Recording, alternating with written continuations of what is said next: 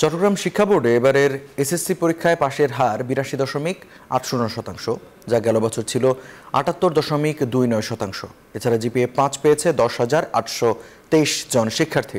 রবিবার পৌনে ১টায় চট্টগ্রাম শিক্ষা বোর্ড মিলনায়তনে পরীক্ষা নিয়ন্ত্রক এএমএম মুজিবুর রহমান ফলাফল ঘোষণা করেন।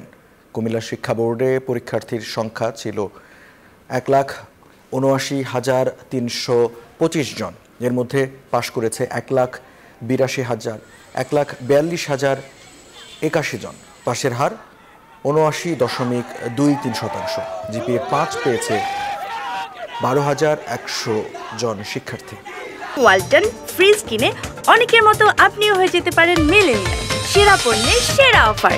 কক্সবাজারের উখিয়ার রোহিঙ্গা ক্যাম্প পরিদর্শন করেছেন পররাষ্ট্র মন্ত্রণালয় সম্পর্কিত সংসদীয় স্থায়ী কমিটির সভাপতি AK আব্দুল মোমেন সহ ৬ সদস্যের সংসদীয় কমিটি।